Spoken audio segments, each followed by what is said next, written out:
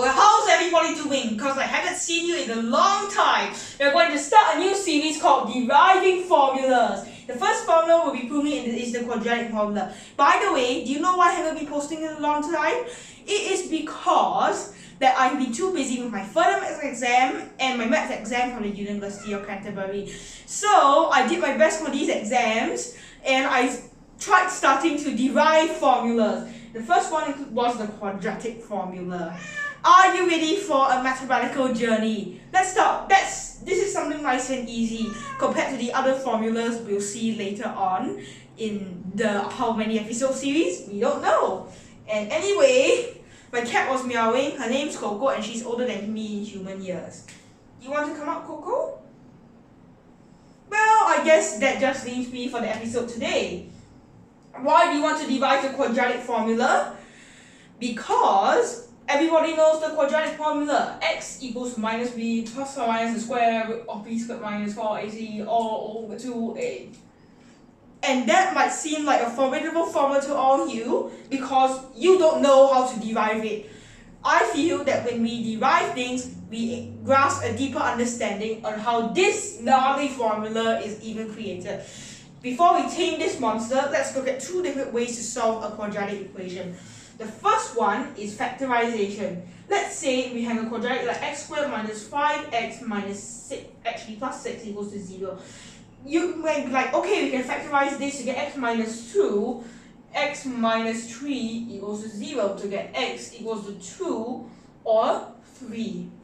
Now here's the problem. This factorization method can't work for any quadratic at all. Now this quadratic, we don't have any trivial way to factorize the quadratic into integers or rational numbers. So what do? We resort to completing the square. And this brings me to a very old, and I mean very old algebra problem. The square of a number plus 10 times its root is equal to 39. What is the number? Obviously, it was talking from a geometrical perspective here, negative numbers were invented. In modern algebra, we write this as x squared plus 10x equals to 39. Now we're going to introduce a term here, actually two. 10x plus 25 minus 25 equals to 39. Why the 25? Is because we're now going to complete the square. This is just a fancy zero, or these three terms will help us in completing the square. So as you may recall, x squared plus 10x plus 25 is equal to x plus 5 squared. And then put in the terms as per normal. Since there's only one x, we can solve it like a linear equation. Yay! We are also happy for us right now because now we can solve it to 64. X plus 5 equals to 8 or minus 8. X equals to 3 or negative 13. Since negative numbers weren't around at that time, we can just reject it. Obviously, he's talking from a geometrical perspective here. So in geometry, this means that if x squared, and we can do 5x, and then we have this strange component here, and then we subtract this strange component so that we have no strange components, and then we get 39. Now that's an interesting geometrical perspective. If you watch number blocks, which I'm sure all of you don't, and if somebody wants to come up with bigger squares, number blocks like 169, then they'll have to come up with a clever scheme of putting 100 here, 30 here, 30 here, and 9 here. So that's basically just completing the square. Now, let's go on to the real quadratic formula here. And let's try completing the square on the general quadratic. Ax squared plus bx plus c equals to 0.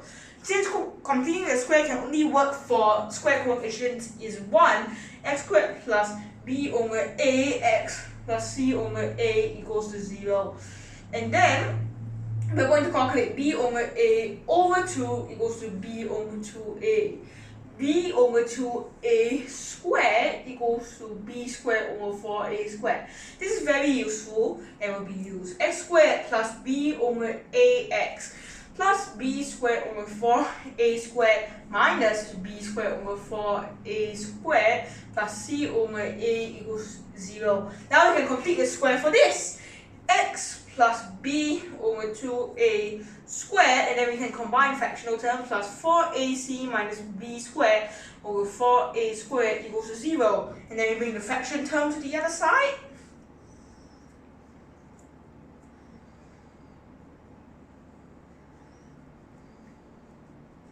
And then we square root both sides.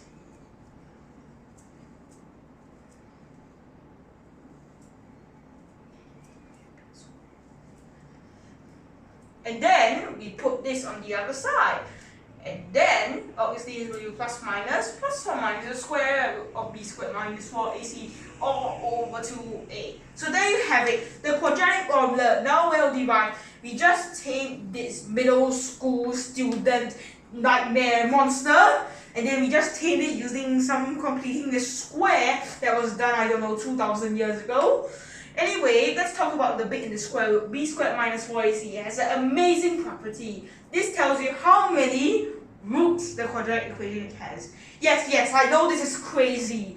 But if you calculate greater than 0, there will be 2 distinct roots. In equals 0, there will be 1 repeated root. And if less than 0, there are no real roots. Of course, there are complex roots, which are complex conjugates. But we're just sticking to real numbers right now.